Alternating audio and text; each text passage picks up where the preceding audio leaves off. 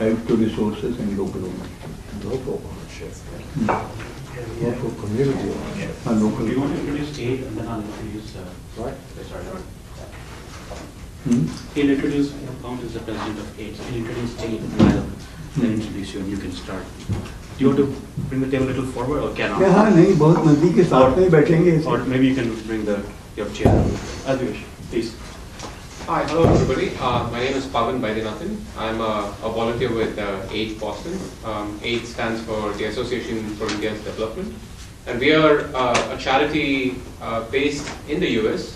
And we do a lot of development work in India. We fund and sponsor and partner with a bunch of non-governmental organizations on the ground in India to bring about social change in search of a just and equitable India for all.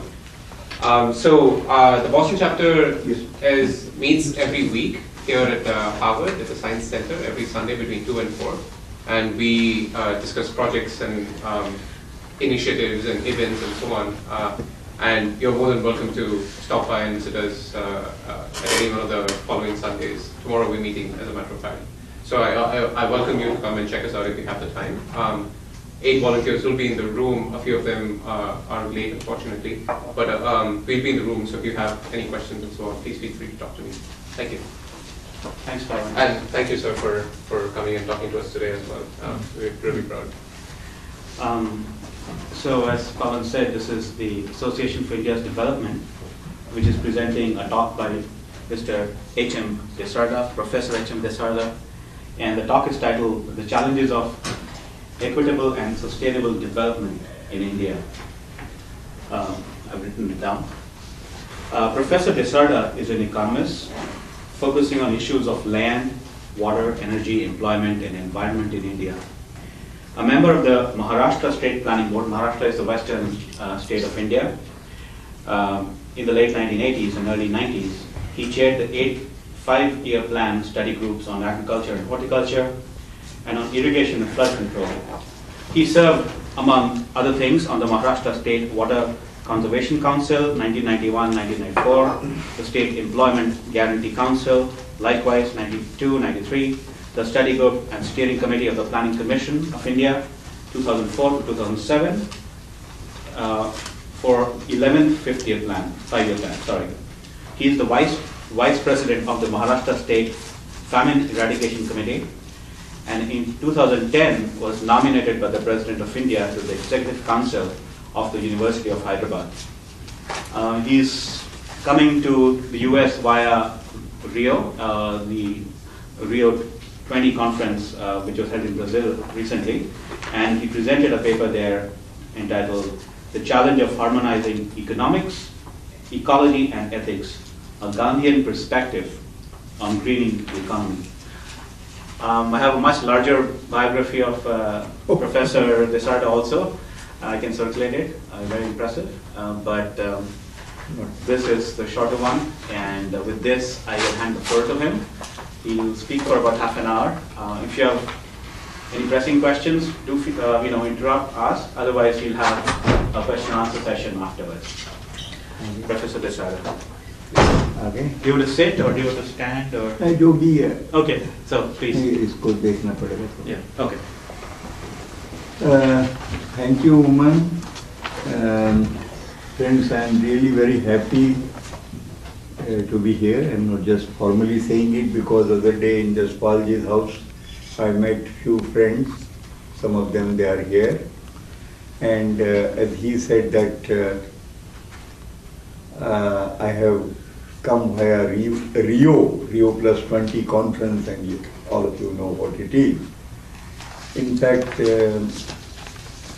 between 1988 and 95, I came to United States thrice, first for World Water Congress in Canada. As he said, I work on the issues of land, water, environment.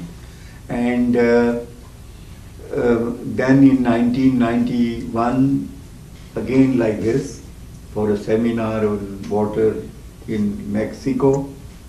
Then 1995, after United Nations Social Summit on Social Development, and I traveled by Greyhound bus extensively visiting several campuses, talking to several friends, and over the year I have been in touch, and I was, after 1995 almost, I kept my passport aside saying that I will not have to or should not really use it, because I felt that ecological debt of traveling is already very high on my account. But having come, and 4 years ago I and Mark Lindley sitting here, we met in one of the sammelans in India. I knew about his work on Kumarappa. Some of you do know that. And so I thought some friends like that to meet here, and I'm here. So without ado, I would say, indeed, it's a pleasure to be here. Well, I think many of you who live and think about India, and those others, no matter where you are born, to think about what is happening globally and certainly in India, China, and those kind of societies. And there is one general thing which is said often of India. Whatever statement or view you have about India, the counter statement or opposite of that could be equally or likely to be true. Because there are, and after all, who has the all perception of the reality and reality over time and space, the way it changes. But we think in a frame where we think what is the stage of a social development. And I would, one thing that I would prefer to do, often what happens in a formal lecture, you say general things and see to it that you don't do things which really is not a good manner etiquette.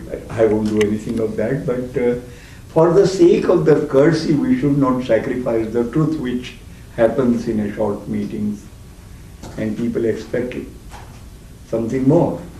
I would, before again coming to subject, a small point that after all,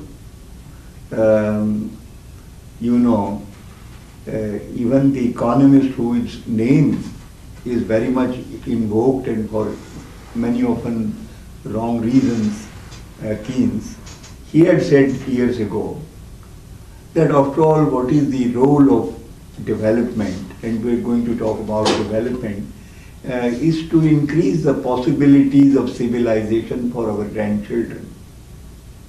And that probably is one of the definitions of sustainability, and our topic today is equitable and sustainable development, and I have few facts to share.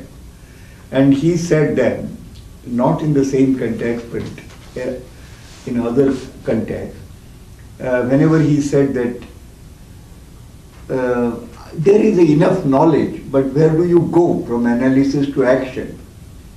Often what happens is analysis to paralysis or paralysis by analysis. So he said, I want, so to speak, to raise a dust, because it is only out of controversy that will arise that what I am saying will get understood. And further elsewhere he said, words ought to be little wild, for they are the assault of thoughts upon unthinking. I don't think, I am not saying it for the present audience or anything, but generally you confront with these facts. Most of us, many of us, the thinking people, academia, activists, if we are asked to choose one word that will express our thoughts, aspirations, longing, generally it would be said that it is a development. But the meaning and context of development changes.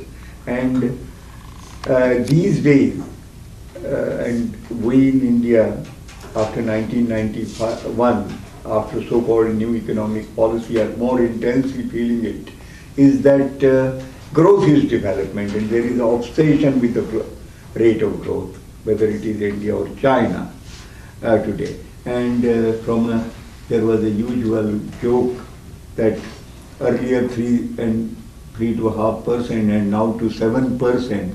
So from a Hindu rate of growth to more respectable rate of growth. But what does it mean?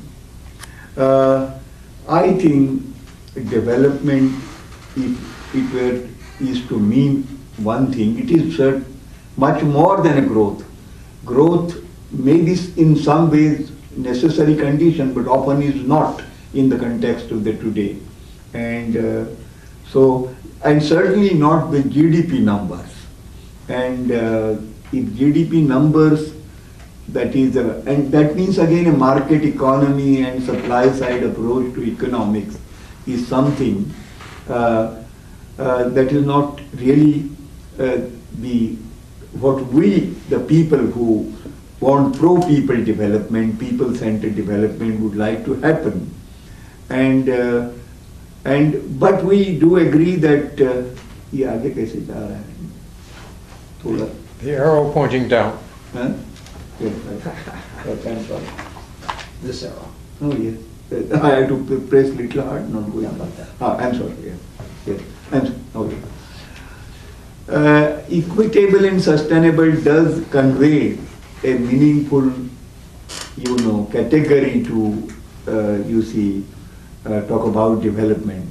Of course, how much and what kind of growth should India have on this backdrop if we come, because no use talking about generalities in the context of India. We are talking today, or we are going to have a dialogue on that issue.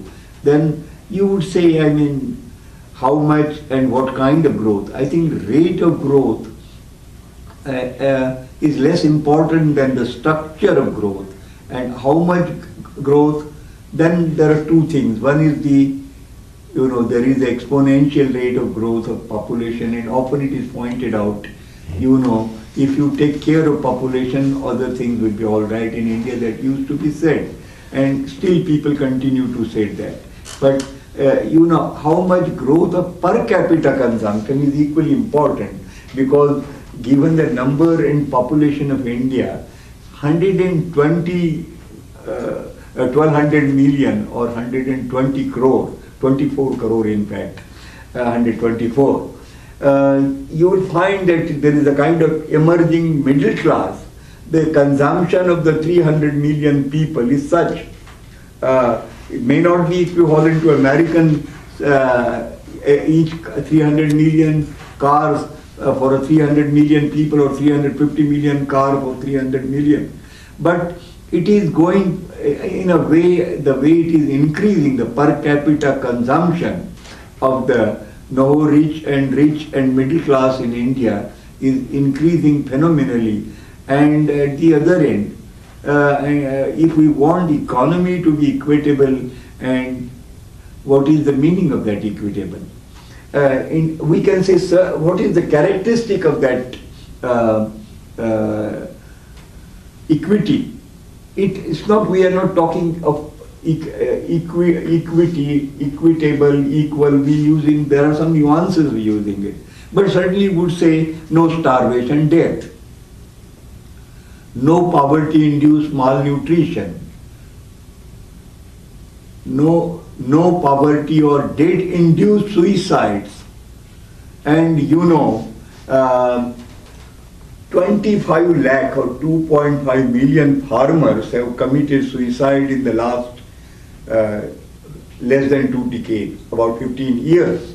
And this largely in a cotton producing belts, and in all sorts of situations, even in the Punjab, where farmers produce 7 tons per hectare, you will find this kind of suicides. In a Vidarbha, which is one of the very fertile cotton growing lands, you would find Andhra or Kerala, which produces, rubber plantation, and spices, very high value crop. So then you see the figures about the recent National Family Health Survey has brought out that the number of malnourished children, underweight children, there is one expression they use, intrauterine retardation, a low baby, is such that it is a 47% people, 47% children are malnourished, underweight, stunted babies, as it is called. And I still remember, and IMR and all that. But you will find it is a broad macro numbers, but in Kerala stories are different, both in terms about population and in terms of the infant mortality. Kerala has almost same, whereas generally 65 to 70, Kerala is about 50 per thousand these rates, as you know they are. And I was told, Somnaji again also other day talked about this, the BMI, body mass index, emaciated. I mean, you go to the tribal areas and you see from time to time picture, the people totally, and these are the dominant realities. 70% women are anemic. They are, you know, because even in a good homes, women eat last, women eat late nutritious food, except in areas like Punjab where there is a different kind of food culture, but even there. So what would we wish to be equitable is access for all to food, and you know, those basic things, food, clothing, shelter and education, roti, kapda, makan, shiksha or swast. And about this, you know, this rate of child malnutrition and stunted women in a body low, very low, and for a very vast population, 600 million people, BMI is a really very serious issue. Then, yeah, and it is not because 250 million tons of food that India produces today is adequate enough to ensure nutrition. And lot of food is being, you know, wasted in the food production, but that is an independent thing. We can come to that if you wish in discussion. But years ago when I was a student, that should be 1950s, late 50s, in a college 60s, these films, they sometimes bring out very graphically, and there was George one film, Koi raha hai na koi rahega, न रहा रूस का jar Goa का सालेदार, और he again says, जिस देश का बचपन भूखा होगा उस देश की जवानी क्या होगी. If youth is stunted, what will be the future of that country? And this is literally happening. So friends, equitable means in practice, what is the implication? It is, I think, the basis, genesis of this kind of thing is built-in inequality of incomes, properties, wealth and incomes. Equitable also means in practice, you will have to be, I mean, there has to be some, you know, limit to be, minimum and maximum. Minimum also has to be good enough to ensure the basics, roti, kapda, makan. And the ratio of personal extremes at best could be, and this was a debate in India on the eve of independence, before independence, during independence struggle, 1 to 10 will be a functional, because this inequality is not a functional inequality, which is warranted to ensure enterprise. Nobody is against that, but this, would you like an inequality of 1 to 1000, or say, wealth for, yes, sometimes they say wealth for personal comfort is okay, also as a means of enterprise, yes, largely true. Maybe also for some vanity, but not for the social and political cloud to obstruct the eradication of poverty. Today I think the greatest obstacle to the removal of poverty is not, I mean, on all these things, if you take any of the government of India's budget, There is no dearth of public resources. Can you visualize? We have a midday meal program for 12 crore, 120 million children in India. 120 million children. But midday meal becomes a middleman's meal. But in India there is one thing that, as you know, on everything there, everywhere, you have something which tells what are the solutions. So problems and predicament also tells what is the other side to it. And like a Kerala health and education story, you will find that why midday meal program is running very efficiently in Tamil Nadu, because people like Kamra and later Ramchandran, they didn't have enough food when they went to school, and they have seen to it, by or dusri jagah or do anywhere in other places what you want, but ensure that this program, that means if there is a political will and there is a drive, then you can make. You see the government of India's budget of 15 lakh crore last year. India's economy, you know, is 1.8 trillion economy.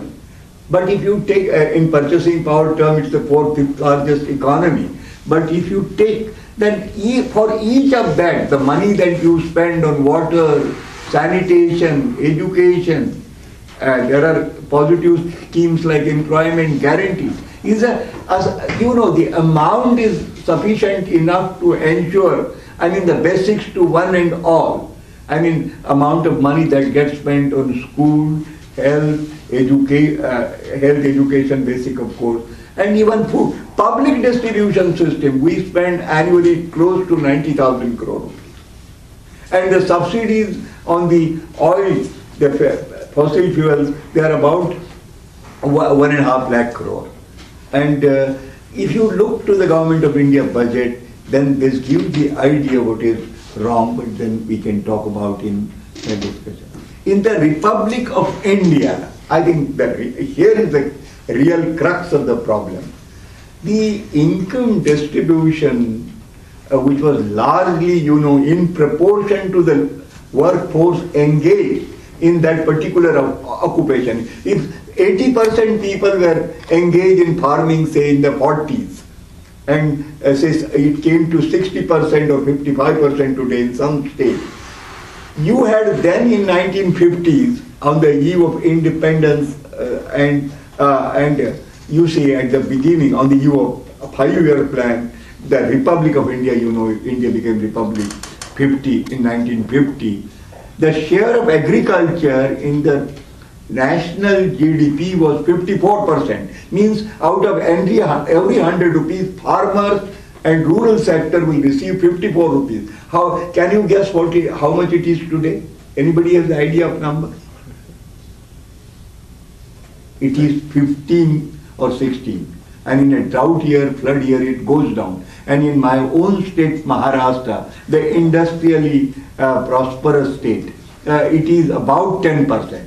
If 60% people get 10% of the income, that itself is a ground enough to breed, social strife, violence, discord, and what kind of a political democracy that you are going to have. It cannot be a participative democracy. And I think another serious side to this is that the services sector, that means largely bureaucracy. In most budgets, the bureaucracy preempts about half. And that is, and out of every 1 rupee that Government of India spends, 25% money goes for paying the debt. And why did you take the debt? Because you have to pay the salaries. In many areas now you will find this class of pensioners, like including the person who is talking to you, that I am for 6 years getting pension, and maybe that now with this improvement of health for the middle class, 10, 15, 20 years people keep on drawing the pensions. And the problem is becoming really, there has to, I have no quarrel with the social security, but its implication on budgets and income, where does it get you? No wonder, and if they see the farmers are getting just 60% people getting 10% income, and within that also the dry farmers getting much less. Irrigated farmers will get something more, of course they run.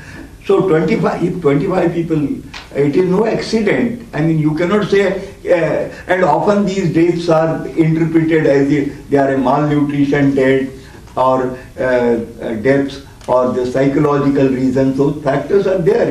But the basic reason is economic. And the farmer is a very self-respecting person.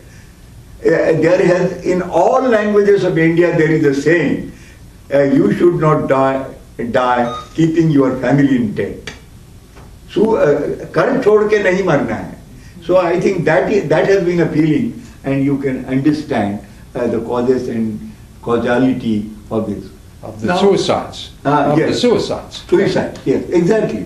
And they are not still on redress. And you will find that, you're right, Mark, that last year the cotton prices went down, and all your relief programs for the farmers again were in doldrum, and these cotton suicides continue unabated even today, cotton farmers. And you did what you said, for the instance of the meal lobby, you do something. So this is the problem. Now, if we say that this development is not equitable, but also it is not sustainable, of course one explains the other. You cannot ensure sustainability because poor also, out of sheer disparateness, they will overexploit the resources, and that happens. But of course it's the greed of the rich, or the greed, which is the basic cause. And what would be the and sustainability is both ecological and social sustainability, and a modicum of political stability to prevent extreme social strife and violence becomes a real challenge. And in 200 districts of India, what they call is this terrorist phenomena, quote unquote. After all, there is something, and I have in some of my writings have used the word, in the name of development, you on a continuous basis, government of all states, including that of left, they continue to terrorize the people. In the name of development project, you displace the people, whether it is Orissa, Jharkhand, Chhattisgarh, or any other state, and in this displacement of the people for the project, whether it is the irrigation project, energy project, or road projects, or any other, this new, they are building these new malls in India, and they want FDI in retail sector to be permitted. You will find they are acquiring the lands of farmers. Well, by sheer agitation, one of the biggest malls that Reliance company was building, that was stalled. But many where it is coming, and about 50 million people who are displaced by so-called various development projects. I call them refugees of the environment. They are the people, and so it is a development terrorism. And then again a question will be asked, you don't want development? You don't want people to have? Yes, people do need water, people do need energy, people need housing, people need food, sanitation and all that. But it doesn't mean that these mega projects, they will deliver them that. But we can discuss if you have some observations on that. Sustainable for how long? That's the real question. Because this has been a debate. Now in the context of climate change and all that, we know this is a reality. The climate change and global warming and this as a reality. But sustainable for how long? A year, a decade, a century, a millennium, or indefinite light years? Certainly not light years, but certainly decades and centuries. So intergeneration equity is something that you need to ensure, and this old Brundtland Commission's definition of sustainability and intergeneration equity and equity across the continents, countries, cultures and communities is something. So I think, in my opinion, task today is the task of building an ecological civilization, an ecological society. And we need an ecological revolution. We had an industrial revolution. But if you look, what has been the consequence of an industrial revolution of 300 years? We also, on a geological or even a cosmic time scale, if the life of the earth of the 4.5 billion years, in the last 300 years with a certain pattern of resource use has brought this calamity of climate change, global warming, and as of now, I mean, the glaciers are melting. Even in the US now you see the droughts. I traveled in the bus through the Ohio and all that, and all crops are stunted.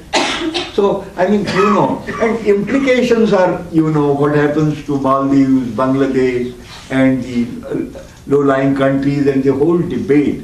Some other such problems to do with so in the 21st century at least we will think about it, if not far beyond. And 21st century demands that there has to be a resource use pattern needs to be radically changed.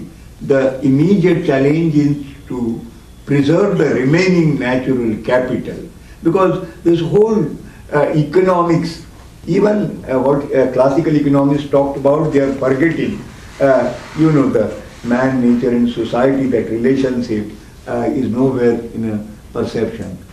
And on this backdrop, I don't think I should continue or give more facts, everybody knows it. What I think the problematic is economics and politics of gigantism globally, and small is a beautiful. This decentralization and kind of a thing that are happening, you will have to take them into consideration. And the task of building ecological civilization, to repeat the expression, is such that there are luckily cheaper, quicker and safer solutions. As I said while talking with the friends other day, that you need to demystify. The first and foremost thing is clearing the cobweb, conceptual cobweb, which says, well, without growth, where do you go? But what kind of growth? Rate and structure of growth, they are two different things. Undifferentiated and undirected growth is not what we need. If tomorrow every Indian and Chinese begin to have automobile, what will be the state of the planet? And of course, on a per capita basis, you will have to share the global commons. There is no doubt about that. Environmental imperialism is also a fact that we cannot deny. But I would say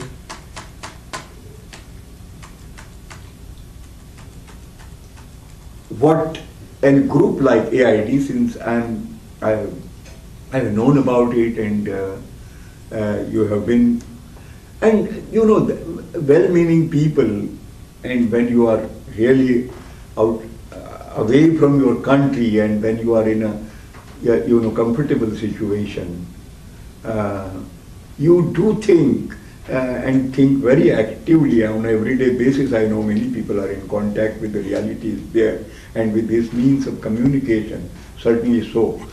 I think people are very concerned, and over the years many people, even people during emergency, they were mobilized, many causes that people help, but they don't know the realities there. And this whole phenomena of NGOization is also something takes a very wrong direction. There are, 90% of the NGOs in India are frauds, I would say. But you don't know. You want to contribute to a cause that I want to do something for malnutrition, child education, gender equality, human rights, and you do give money. But I think the money in a public domain in India, there is no dearth of that. And so a group like you, who are very well informed, AID group, I think what you can possibly, and you are doing that, and that's why I'm probably making an additional suggestion or a suggestion that this is what needs to be strengthened. I think alleviation of destitution of extreme form is the foremost task that India faces.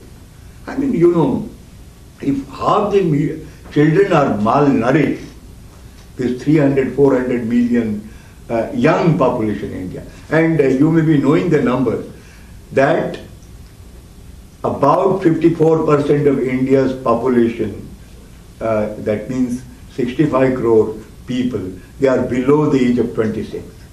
And if you take below 35, it's a 75% people who are going to be tomorrow's workers, tomorrow's active citizens, and what is happening to them. Promote employment skills, and this demands and promote jobs for the destitute. And this, I think, there is a great lack of, with my association with the Maharashtra Planning Commission, Government of India's Planning Commission, being, you know, quote unquote economist, I think we are the most illiterate profession that way. The tribe of economists are the most illiterate. It is not Artha Shastra, it is Anartha Shastra. But that being the fact, I think Mark, what I said, that this is the economics is, you know, what Gandhi and Kumarappa, they thought and talked about which you have done so much of work. So I think ecological literacy, right kind of resource literacy is the need of the hour. What you need to do, you can do it lot. Yes, certainly people do need water and energy, but water can be best provided in an equitable and sustainable manner by doing a watershed rather than through a dam. Today you will find water is the #1 national problem of India, and the ground, and what is happening, there is mining of groundwater. The kind of the green revolution that we have had is at a great cost because the groundwater which was accumulated over centuries have been used and siphoned, and aquifers are empty. And I live in a city, Aurangabad, and I tell you a very, you know, perhaps the most relevant and apt example. Probably I showed you some of those things when you were there. At Malik Kambar, in 1604, he was, you know, the engineer, you know, he was advisor to the local chieftains there, and he came from, you know, where, Middle East and all that, and Sir he was. So he built, he was a great mind, and he built a water system for Aurangabad, which even today, until few years ago, was intact, and so for a city then of a few thousand, until it became a city of few lakhs, it did that kind of water system, that means water harvested in the vicinity, did work. But today you will find that every city of India is getting water from 400 kilometers, 200 kilometers. If you get water and energy at that distance, you can imagine its cost and consequences. And not just the economic cost and in the process who benefits and who loses, losers and gainers. Because this whole narrow concept of narrow economics of cost and benefit is, I think, is a very absurd concept. And so then, I think if there were, in terms of the any way, what could be an approach? I think promotion of ecological literacy, and where you are a group like this. Well, now, you know, Manmohan Singh takes everything for building nuclear power in India, even the government, and he thinks that, you know, that thing, Bush, India loves you, and even his own daughter who is here was very unhappy with that. But he did that, and he was totally sold, Montague, Manmohan and all these people. It's not name taking, but he's a, you know, personally an honest man, but the kind of development ideology that they have, development thinking they have, that have, is a totally in tune, totally out of tune with the basics of equity and sustainability. So that cannot be. So the ecological literacy is a prime need of the hour. And of course, you know, from the days of Buddha, Prajna and Karuna, from, I think, wise men from Buddha to Gandhi, and Plato to Socrates particularly, to Rachel Carson. They were the people who have told what is the role of science in society, and that demands promotion of alternative lifestyle, prajna and karuna. That is and incidentally, Dr. Ambedkar's college which he established for the education of the underprivileged in Aurangabad, and I was teaching there by choice. In fact, prior to that, I was officer in State Bank, in civil service. I left that, and I enjoyed. I felt that it was very worthwhile to be there 35 years. And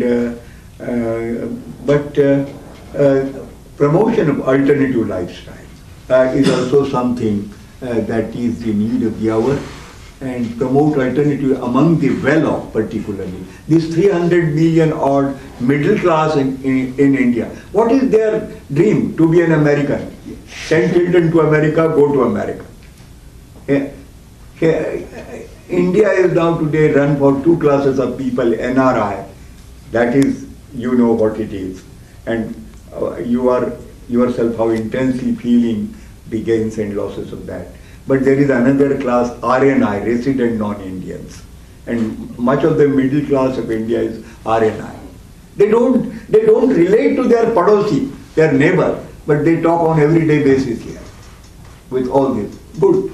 But I think alternative lifestyles, promotion of basic education, and some of these things I think AID is doing, and they can concentrate doing that, doing it better. And the need of the hour is the decentralization. My name is Desarda, and you can remember probably 3 Ds. Demystification, I said already. Decentralization of economic and political power in terms, and you see, we have a law on that. 50% sits in panchayat and local self-government, and tomorrow we'll going to have in the next 5 years in assembly and parliament, if not 50%, 33% will be for women. That's a good affirmative, positive legal action. But democracy, kind of the democracy that we have, even in America, if at the time of the, that election in which Al Gore was there, if we felt that even this can happen in America, but in India now they got it quite well. I mean, you can go and cast your vote freely. Even in Bihar, UP it is happening. But this kind of a democracy that we have, that the people who rule, they have just 1 vote out of 5. Means those who get 20% of the vote, they are the rulers there. Because out of 10, only 6 vote, and out of that, if you get 1/3, then you are first post the pass. That's the political system. After all, why I'm telling you this is because this is the logic of the system, the way it operates, and because of the basic inequality which is there, economic and political power, where you get it skewed. So decentralization. I think promotion of local community ownership and right to resources. Some of your friends, they are doing it. Promoting good activism, and that means secular activism in India is the need of the hour. All kinds of activism is there, but a kind of a positive, human rights centered, pro-gender, pro-poor, pro-nature. And if you ask me, after all, what is the state, what is the criteria, what is the hallmark of a development which could be called equitable and sustainable, I would put it in a very commonsensical way, in a common parallels, as a pro-nature, pro-poor and pro-women. Thank you so much. I hope I am not inflicted a very long talk, but I needed to share a few facts, and hopefully they make some sense. Suman, it is for you too. No, we'll just take questions. So Sure. It'll be very informal. And question, comments, observation, very frank one. We need not be formal. please raise your hands and You rightly maybe I just identify yourself and. Maulik Nagri, you rightly identified some big issues. What solutions would you recommend? Well, I did talk about few points, but to reiterate, ensuring basics and through livelihood and employment security, and this National Rural Employment Guarantee that is initiated. In fact, in my state in Maharashtra, I was in those early days protagonist of it, and there were people with whom I had a good fortune to work, who even before, as the Constitution of India was being formulated, Mark, maybe I can, we talked about it earlier, I don't know. There was a person called V.S. Page, and he was the architect. He went to Constituent Assembly and told the Assembly in the 1948-49 that right to employment should not be in the directive principles of state policy, but it has to be the basic law, and which now has been right to information, for example. These two are the achievement of the first. Yes, Mark. Well, in relation to your question, one thing is to recommend what the government should do and so on, but another thing is to make suggestions to AID. Yes. AID is not the government. AID can do certain things that maybe the government will not do, that need to be done. So that whether he can provide a complete answer to the question of what should be done is one issue, but whether he can provide suggestions for AID for their trends is something else. And so this list of things to promote are all things that he gave, that list are all things that AID could do. AID can't pass the Guarantee for Rural Employment Act, but AID can promote activism. AID can champion certain causes. AID can put at the top of their list the relief of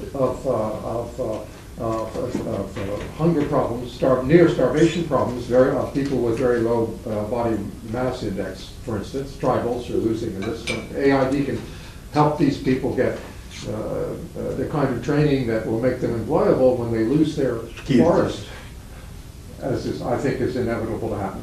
So there are two questions. I'm trying to break your question into two. One for general national issues and one for AID concerns. I agree with that. What the system there is doing is one, but as a well-meaning individual, whether here or there, that what we can do as a citizen, as a civic duty, and as an informed people, I think is certainly, I agree with that, that facilitating, acting as a conveyor belt, putting, if suppose tomorrow 100 people from the United States across the states in India, if they make an appeal, this is what is not, if there were people were saying that nuclear energy is not the need of the hour, it is the, solar energy, wind power, micro-hydel, this is a solution to the problem of India. And they are already here, they have stopped building having a nuclear power station, but they are selling the nuclear technology to the world. And particularly after Fukushima, we know what it is. So those kinds of things, putting them in a public domain, acting as a friends of good causes, and having had, for example, here in USA now, the situation, and the amount of money that is spent in the name of health, particularly, and with that, and even 35 million, hopefully with this new bill, Obama law and Supreme Court thing will be taken. But do we go that way in India? That is the most vital question about the food security. That is the vital question. So I think the character of development, and in all this matter, I often say that telling government, public advocacy is the need of the hour.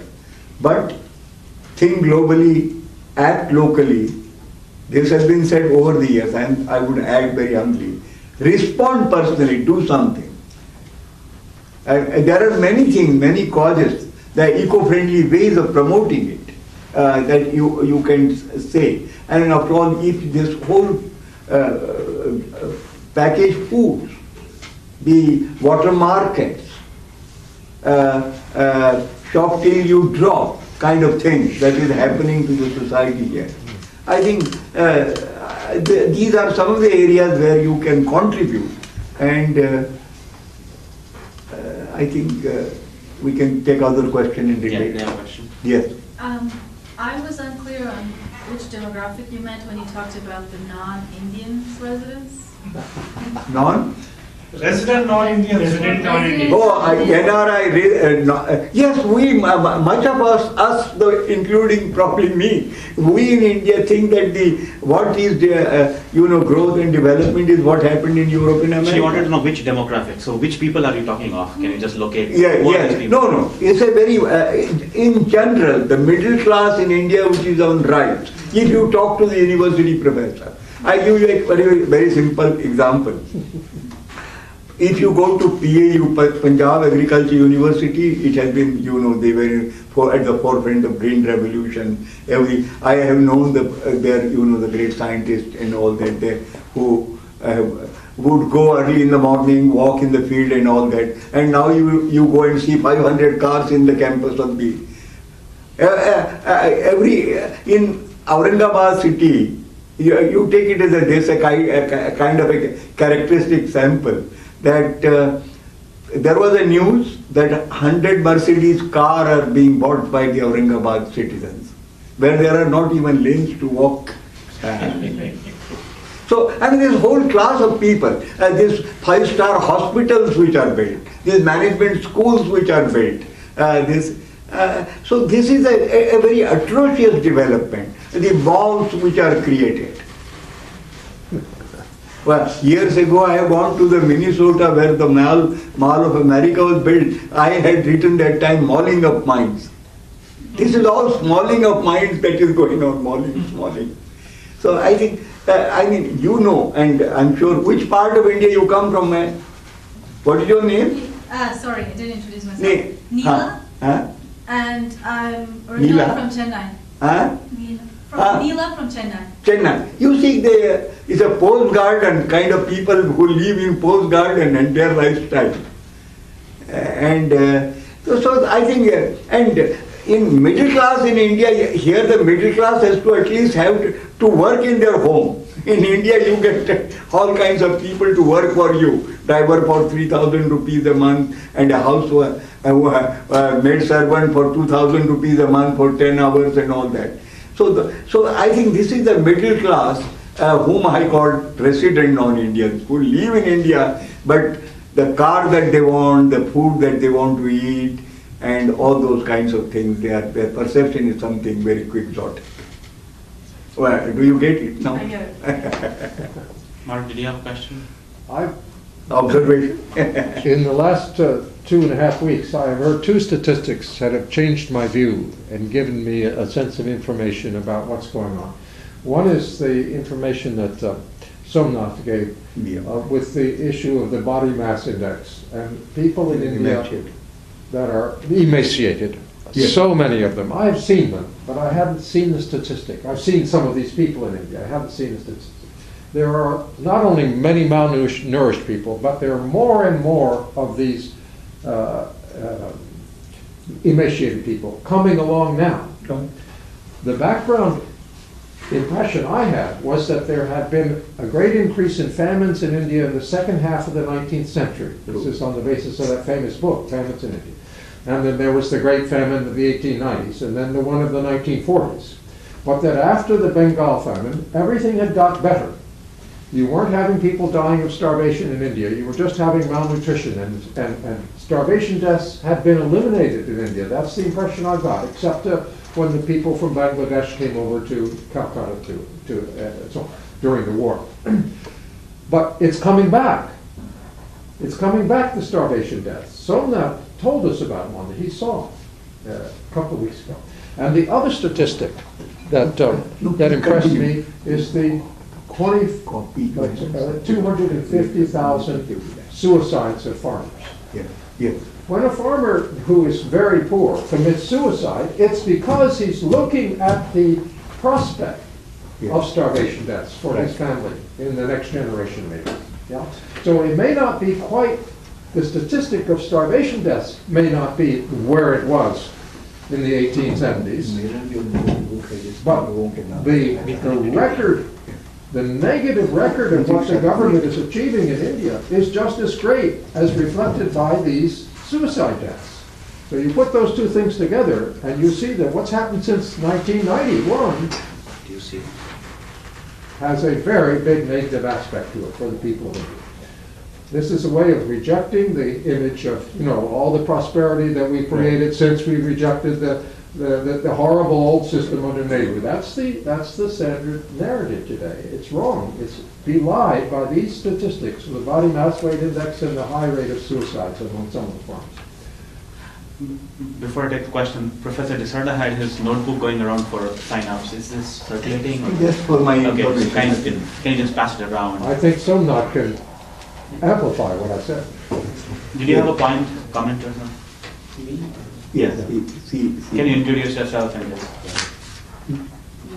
Yes. Yeah. I'm Yuri. I'm from Japan. I'm Japanese. So I'm very curious about national identities because much of the country which got a democracy, they usually have an emerging increase of middle class. And then the government starts to worry about the various acts for them, such as Russia. It happens in China as well. So my stereotype says, well, India had a caste system before, the social ranks, but it sounds like now in 21st century, it's almost like caste systems are gone. I'm not sure yet, but what's the perception of middle class young Indians people,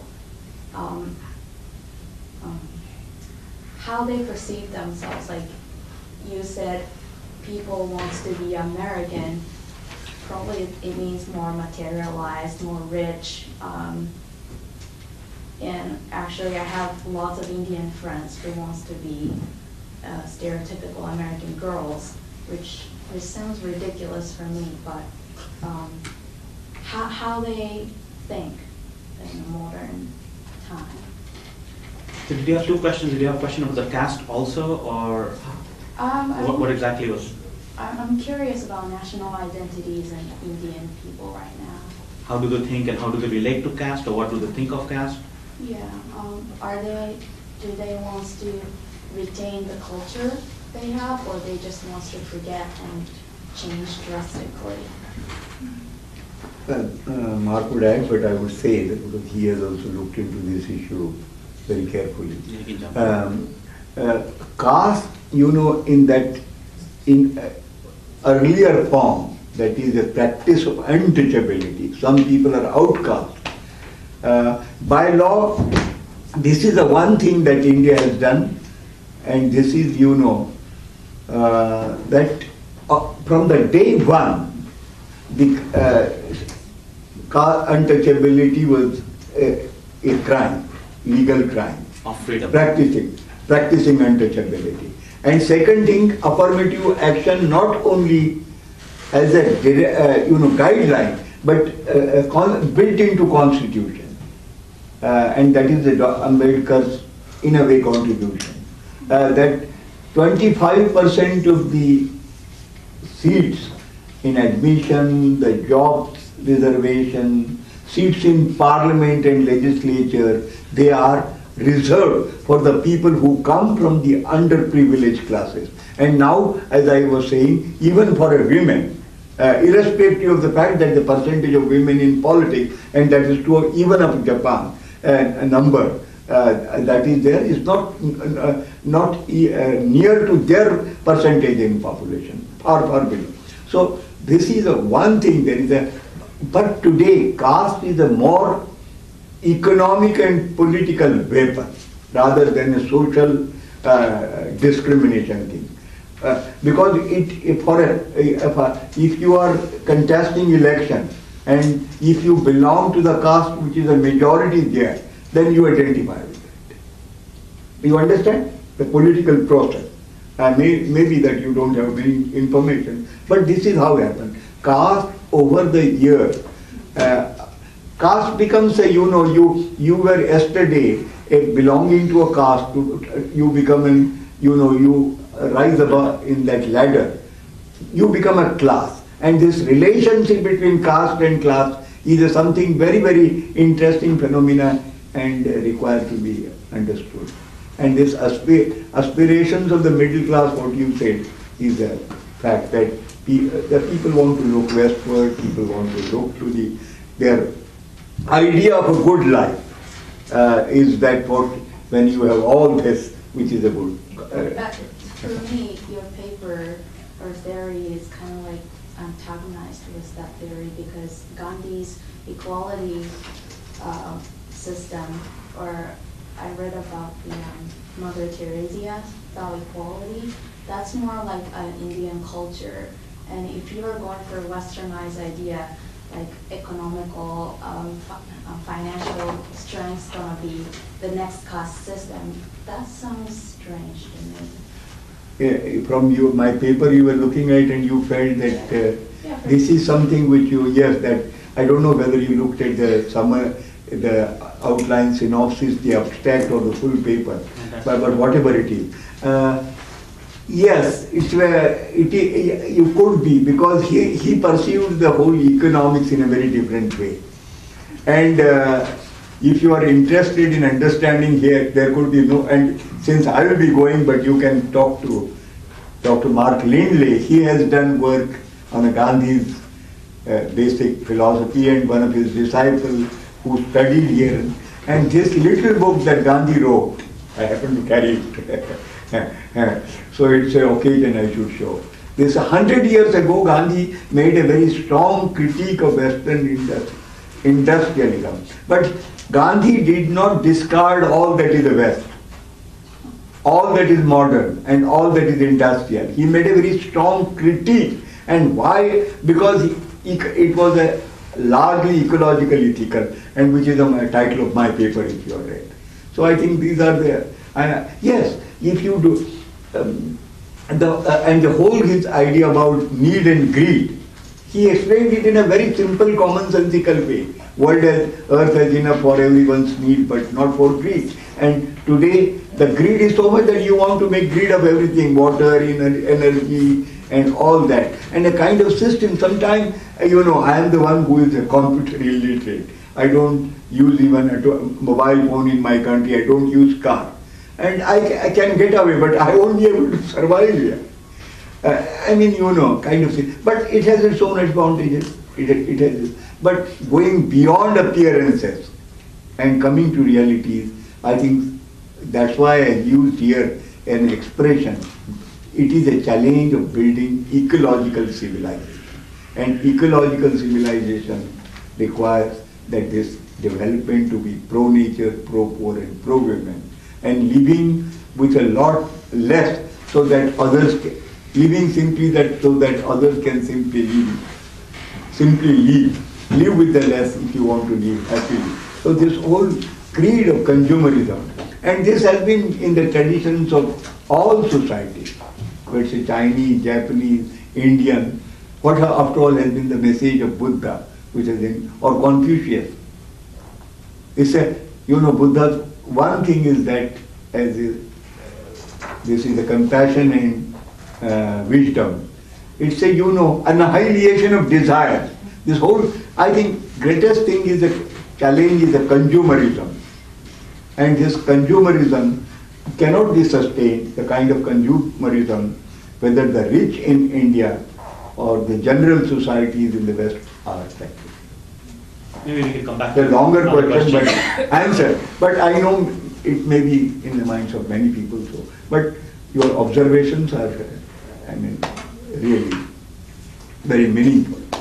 Would you like to add something? Not here. Maybe. But you, yes, you can certainly keep in touch. In a conversation. Yeah.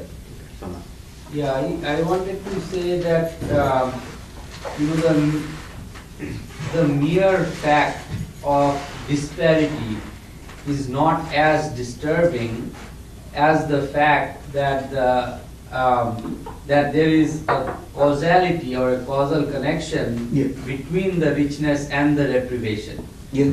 And that is the problem, not plain disparity. Seeing it as a simple problem of disparity is missing out on our approach to the root cause of it.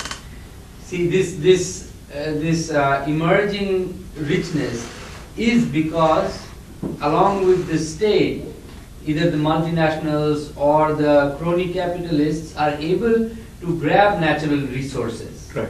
And that is the problem. It's not, unrelated. The deprivation or the destitution Yes. and the upcoming richness are not unrelated. And that's what I wanted to bring into light.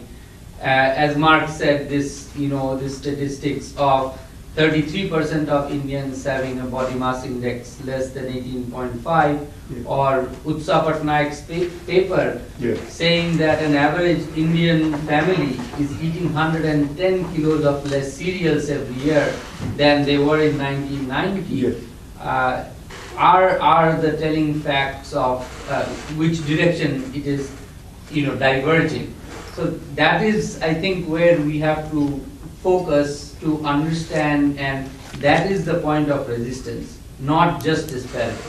No, disparity, yes, cause and consequences.